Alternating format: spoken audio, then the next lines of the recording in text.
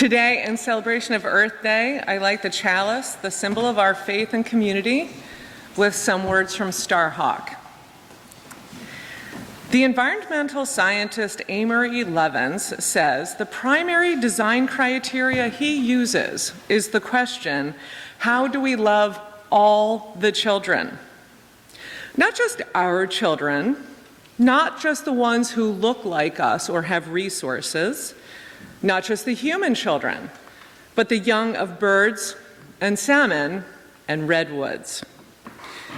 When we love all the children, when that love is truly sacred to us in the sense of being most important, then we have to take action in the world to enact that love.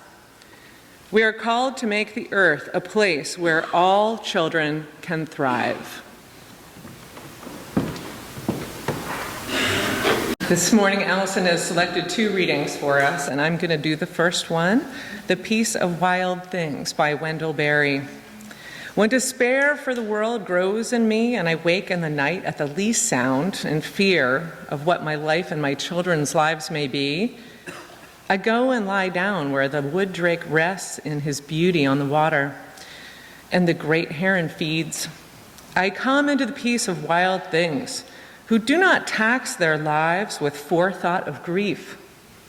I come into the presence of still water, and I feel above me the day-blind stars waiting for their light. And for a time, I rest in the grace of the world and am free.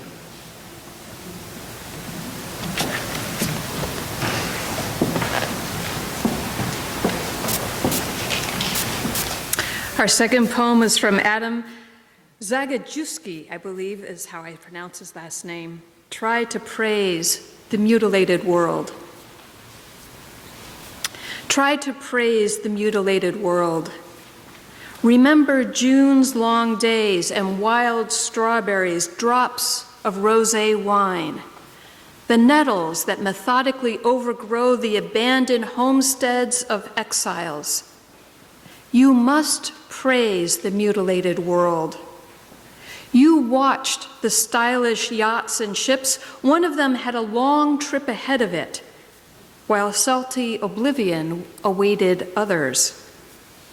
You've seen the refugees going nowhere. You've heard the executioners sing joyfully. You should praise the mutilated world. Remember the moments when we were together in a white room and the curtain fluttered. Return in thought to the concert where music flared. You gathered acorns in the park in autumn and leaves eddied over the earth's scars. Praise the mutilated world and the gray feather a thrush lost, and the gentle light that strays and vanishes and returns.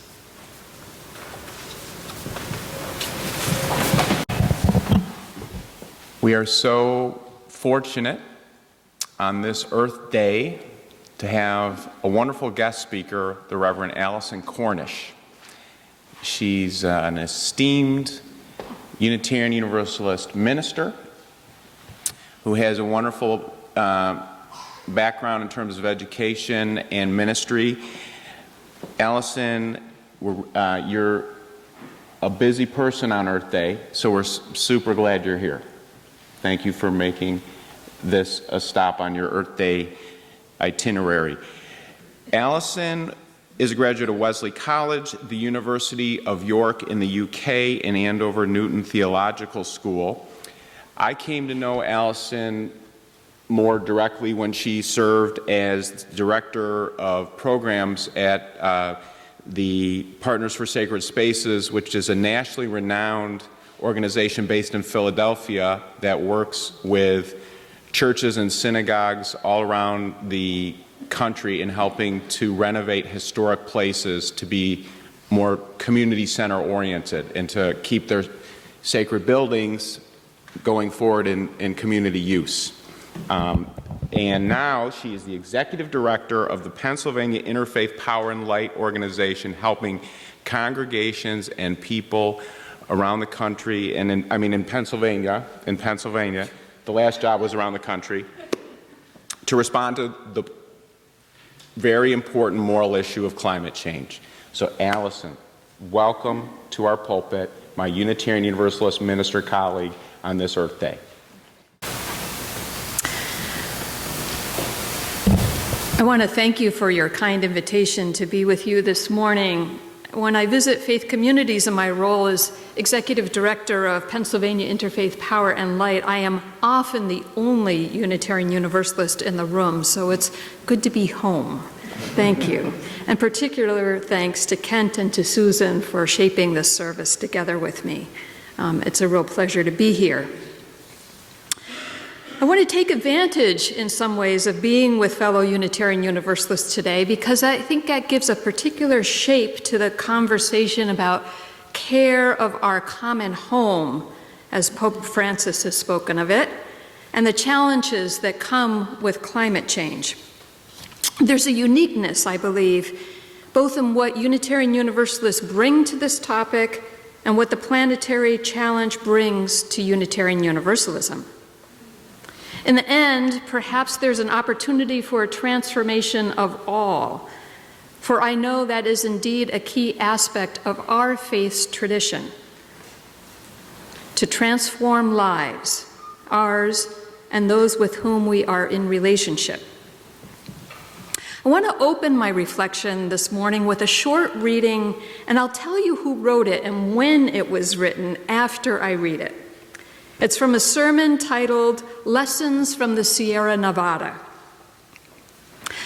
I believe that if on every Sunday morning before going to church we could be lifted to a mountain peak and see a horizon line of 600 miles unfolding the copious splendor of the light on such a varied expanse, or if we could look upon a square mile of flowers representing all the species with which the creative spirit embroiders a zone, or if we could be made to realize the distance of the earth from the sun, the light which travels every morning 12 millions of miles a minute to feed and bless us, and which the force of gravitation pervades without intermission to hold our globe calmly in its orbit and on its poise, if we could fairly perceive through our outward senses one or two features of the constant order and glory of nature, our materialistic dullness would be broken, surprise and joy would be awakened, we should feel that we live amid the play of infinite thought, and the devout spirit would be stimulated so potently that our hearts would naturally mount in praise and prayer. Okay, the fact that an entire paragraph is one sentence, as well as some of those word choices, should clue you into the fact that this wasn't written recently. It's an excerpt from an 1863 sermon written by Thomas Starr King, who was a minister in both the Unitarian and Universalist traditions before our denominational merger, long before. What I hear King saying in that opening is that opening ourselves to the awesomeness and mystery and the teachings of this extraordinary planet on which we live and on which we depend has the power to transform us. Our materialistic dullness would be broken, surprise and joy would be awakened, to turn our heads and hearts so significantly that we will live in new and different ways. Wow. What a different view of transformation this offers than what we're fed as a daily diet by the usual sources. You know what I mean. A steady drumbeat of information and statistics and numbers and facts, fake or not. Not that I'm arguing against sketching reality as reality really is. We need to face the facts, to know the reality of the state of our planetary home in a time of climate change. We need to understand the links to human activities, specifically that the combustion of fossil fuels for energy production, transportation, and agriculture is causing the Earth's atmosphere to heat up at a rapid rate, disrupting the planetary systems upon which we all depend for our very lives and outstripping our and other species' ability to adapt. That's it in a nutshell. But what's as clear as these facts is that more and more finely detailed information has not, to date at least, led to a transformation of human behavior.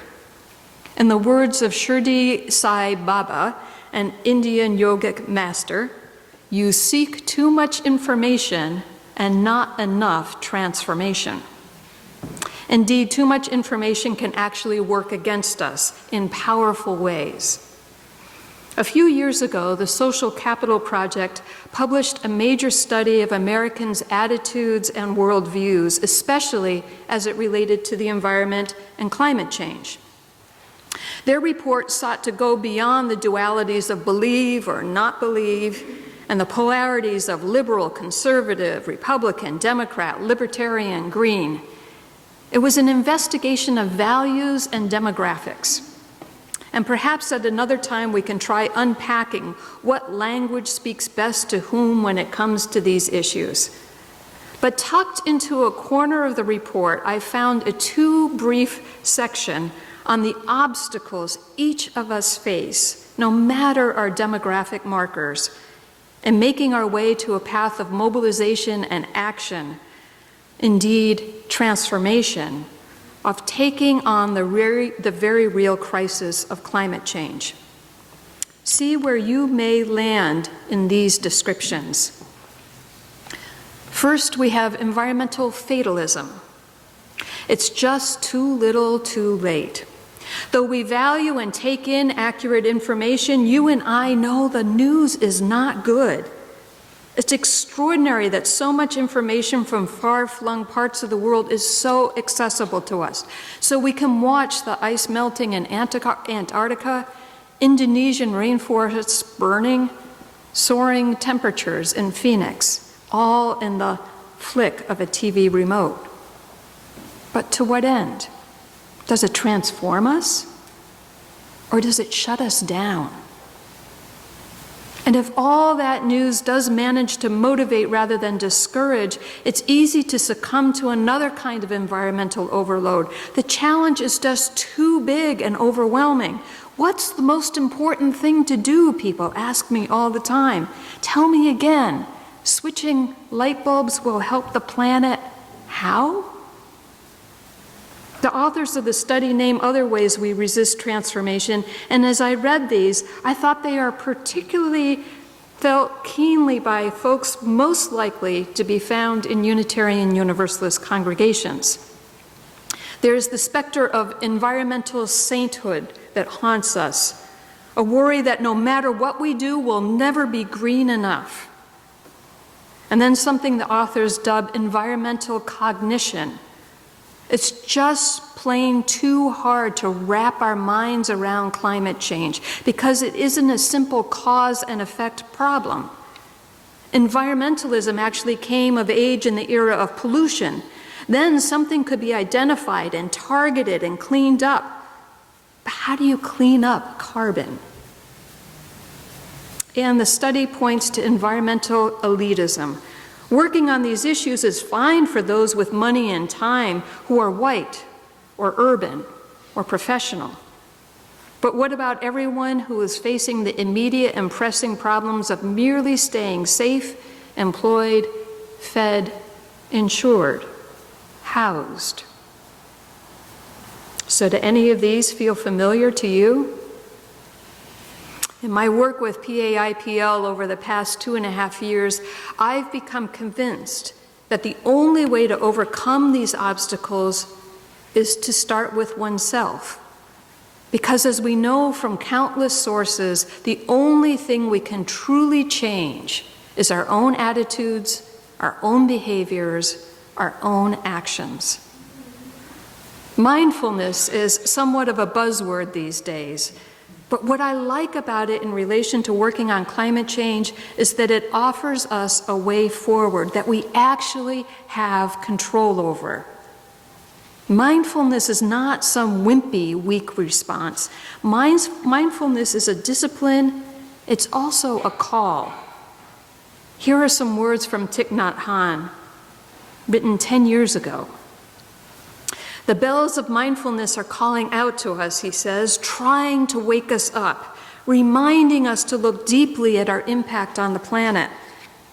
The bells of mindfulness are sounding all over the earth. We are experiencing floods, droughts, massive wildfires. Sea ice is melting in the Arctic, and hurricanes and heat waves are killing thousands. The forests are fast disappearing, the deserts are growing, species are becoming extinct every day. And yet we continue to consume, ignoring the ringing bells. All of us know that our beautiful green planet is in danger, he says. Our way of walking on the earth has a great influence on animals and plants, yet we act as if our daily lives have nothing to do with the condition of the world. We are like sleepwalkers, not knowing what we are doing or where we are heading.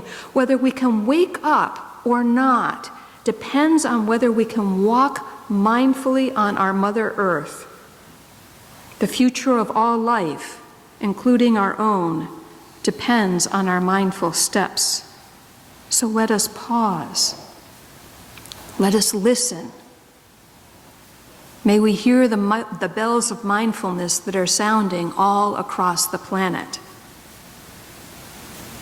So I say to Thich Nhat Hanh, how do we hear those bells of mindfulness? How do we wake up and stay awake? His words call us to practices where we might walk mindfully on the earth. We are called to heal ourselves and thus our connection with earth and all that live upon it.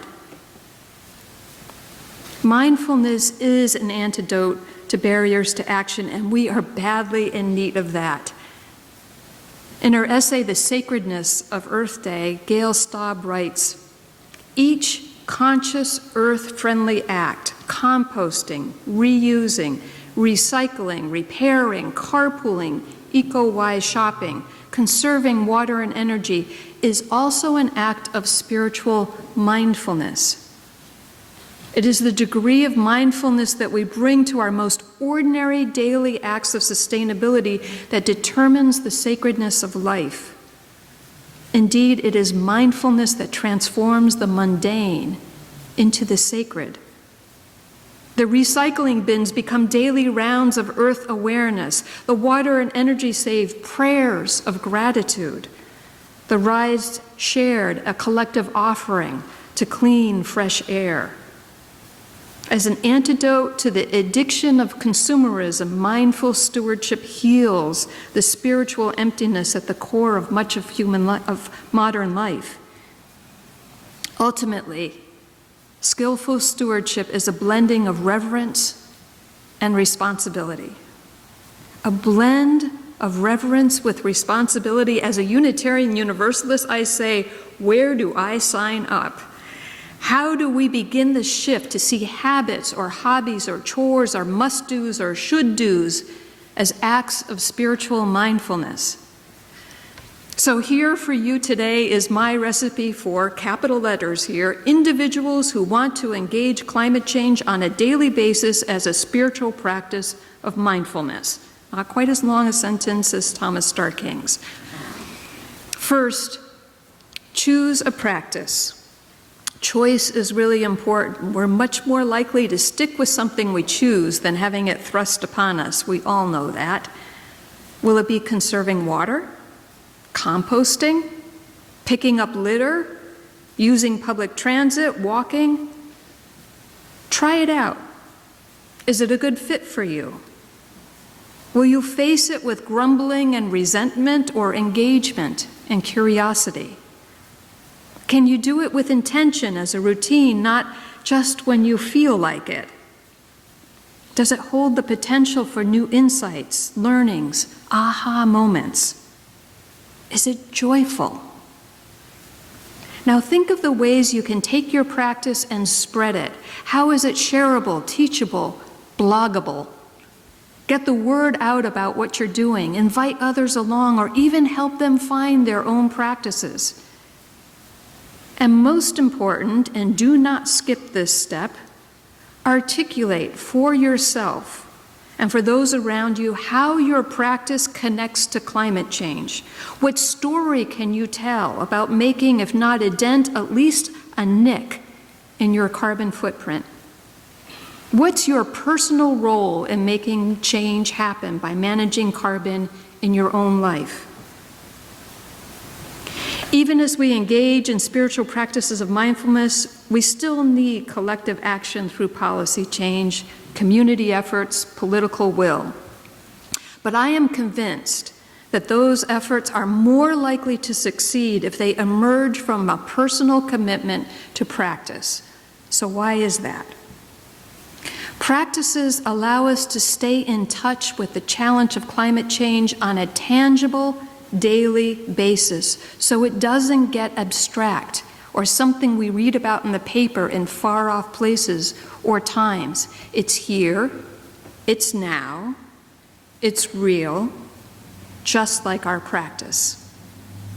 Practices keep us honest because we are taking personal responsibility for the immense carbon footprint those of us in the United States have, using a huge percentage of the planet's carbon budget. Practices empower us to speak authentically to policymakers and politicians. We can say, I'm doing what I can. I'm asking you to do what you can too. Practices build social values and norms. To take on a spiritual practice that connects us to Earth and its care and see it as just what we do, not something unusual, has the potential to change the conversation with others who are casting about for what they can do. Practices wake us up.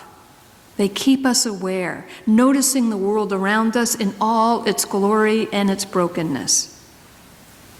And ultimately, practices inspire us to take on more, bigger changes, because as essential as they are, individual practices simply are not enough.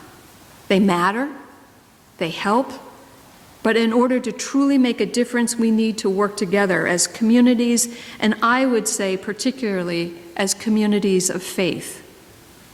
And here I borrow some language of one of our own, Unitarian theologian James Luther Adams. In his book, Transforming Liberalism, Adams spoke of several different themes of liberal religion, and in them I find the grounding for congregations' work on climate, and perhaps particularly for Unitarian Universalists. Adams wrote that to be religious means having a particular worldview that draws on certain root metaphors. For Unitarian Universalists, our worldview is embedded in our seventh principle. We are a part of an interdependent web of all existence. A part, not the whole, intimately and intricately connected to all of life. When we recognize this, we can become reflectors and amplifiers of this amazing earth. We offer praise and thanksgiving for its beauty, as well as lament to address our distress at its desecration. To lift up the glory of the world as we have experienced, yes, loved it, with joy and hope, this is no small thing and desperately, hungrily needed.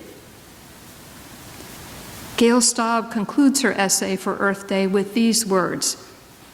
She says, understanding that our destiny is forever linked with the fate of the earth, that the health of our souls is inextricably related to the health of our planet, is at the heart of stewardship as a spiritual practice.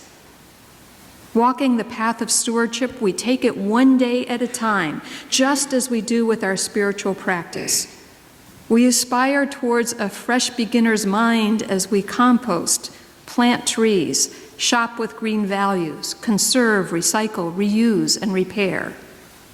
Gently, inexorably, both in our spiritual practice and our stewardship, they are changing us and changing our world. May this moment in time, urgent, precious, grant us an opening for transformation of ourselves, of one another, of earth. May it be so, and blessed be.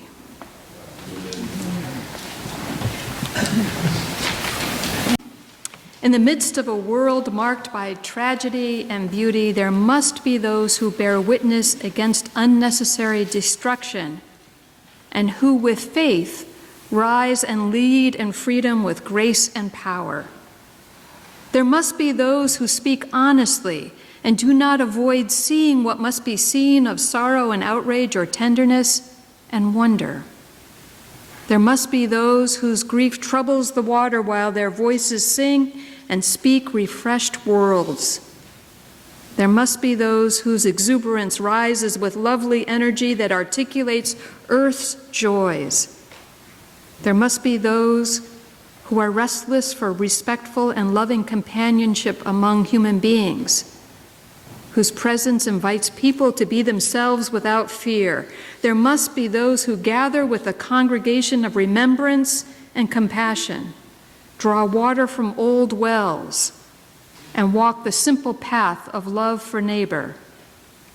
And there must be communities of people who seek to do justice, love kindness, and walk humbly with God, who call on the strength of soul force to heal, transform, and bless life.